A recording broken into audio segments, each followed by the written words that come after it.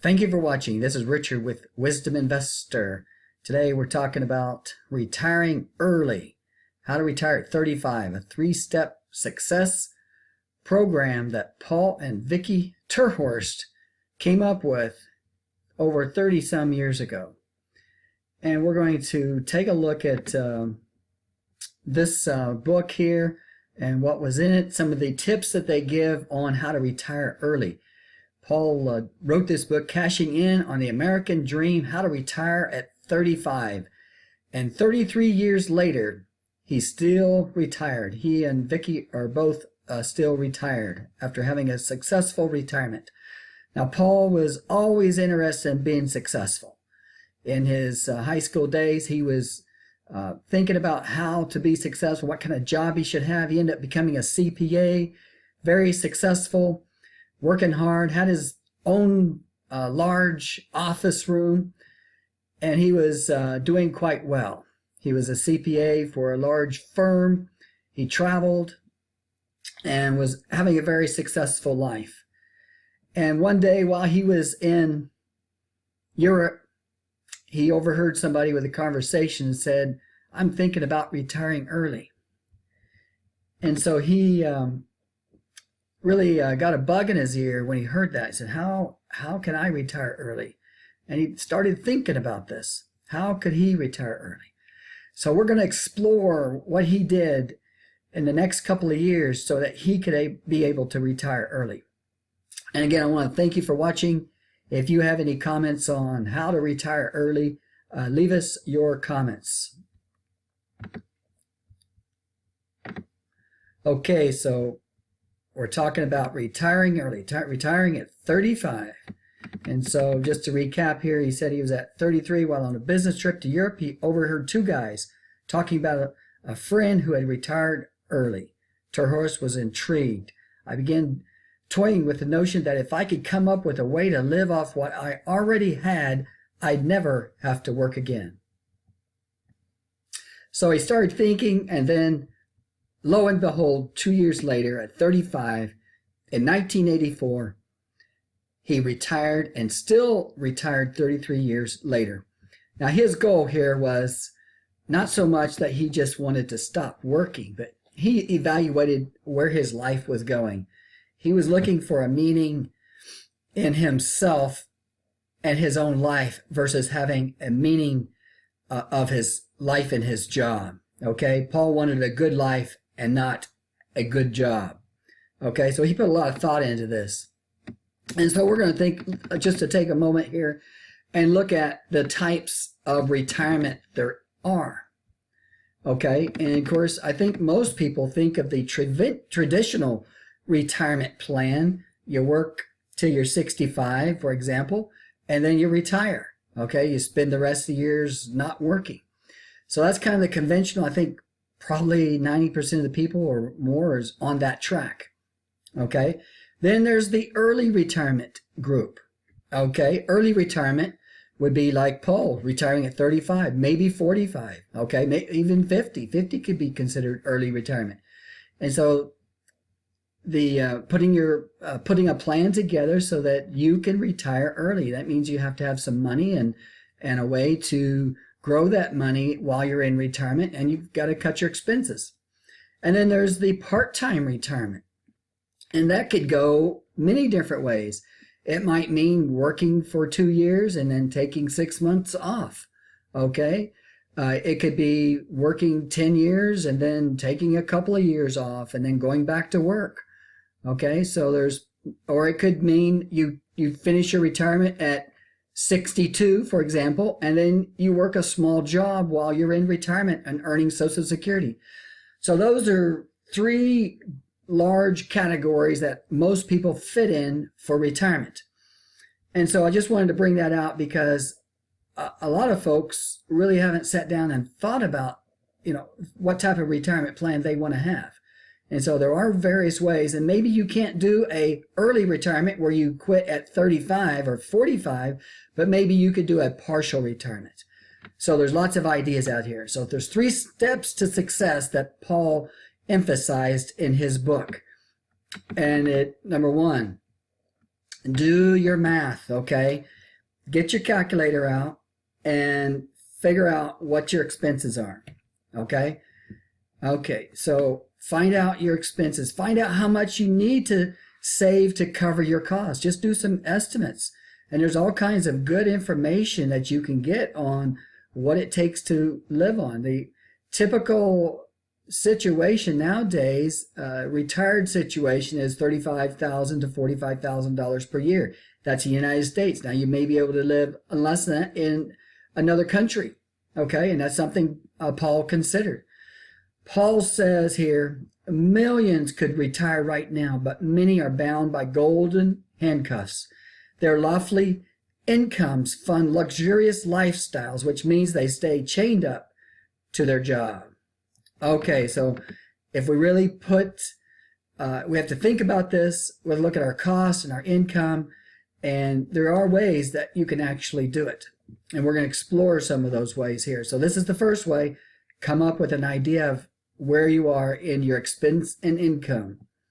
Paul's strategy back in 1984, he said, I want to save up enough money to live on and spend $50 a day. He came up with that. It's about $50 a day. Now today, that's going to be $75 to $100 per day, depending on where you're living. Now, if you're in California, New York City, I don't even want to guess how much per day it is because housing cost is so high. But you may have to move to a lower cost area.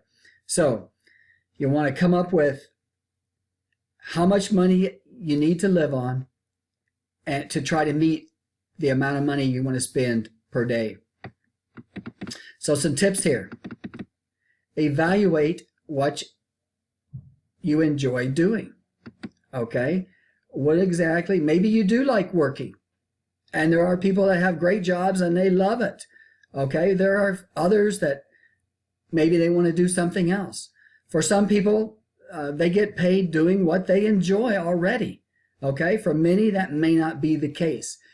No matter what you have to, no matter how things work in this world, and I would say 99% we're going to have to work. So we need to find a job that we like, and so that we can save up some money and to retire, or find a job that pays good and learn to like it. Okay? That would be another way, and make some good money in a short amount of time so that you would have more time to retire. Discuss this with people that have actually retired. So discuss early retirement with people who have already retired. Get an idea what it's really like. I've discussed this with folks, and from what I can see, if they have a plan and have a system, control their expenses and aware of their income, even grow their income, they are successful. Now, if you talk to people that are not supportive, they have not retired early, you may not get any help. A lot of people, this is something they're not even thinking about, and you start talking to them, they're probably going to give you negative advice. Okay? When Paul and Vicki started to consider to leave the workforce, he faced a lot of pushback from people he knew. Matter of fact, he even got pushback from himself, some negative feelings and fears if he should really do this. So to stay on the job was what normal people did. Plus, he was stuck in a job with plenty of perks to keep him on the job. So he had his own pressures there. But what kept hammering at his head was that Vicki and I could live without the big income. They put the numbers together and they said, we don't need that big income if we make some lifestyle changes. Okay, step 2, decrease your consumption. Here's how Paul got started. Number 1, control housing costs. Evaluate where and why you live in a particular area. Now, maybe you can't move, but maybe you can find ways to control some of your housing costs. Housing in the United States, for example, is very, very expensive. If you have to, move to a lower cost area. Now, Paul and Vicki chose to move out of the country to cut costs. Okay, so they actually, once they made that decision to quit, they actually moved to Argentina.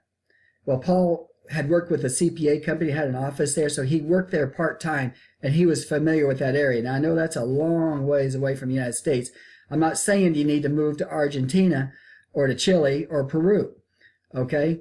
but there are some other alternatives that are closer.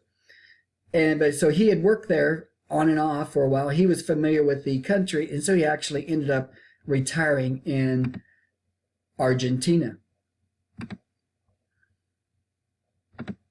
Here's a picture of Paul and his wife Vicki today, 33 years later.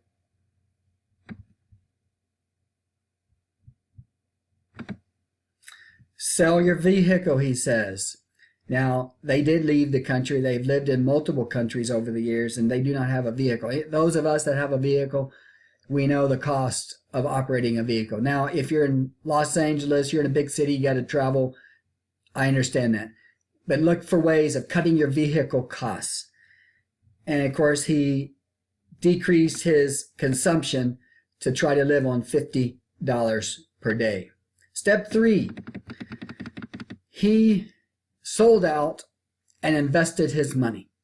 Okay, he said, I've made some money here. We've accumulated some things. We had a house. So Paul and Vicki sold the house and car and invested the cash. Okay, they sold all sentimental items except a piano. Now this, I'm giving you a story of what they did in their book. Okay, this, everybody has a different situation, but this is what they told that they did in their book so that they could retire early.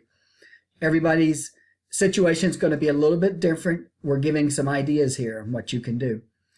Their plan was to live on the proceeds of their items that they sold.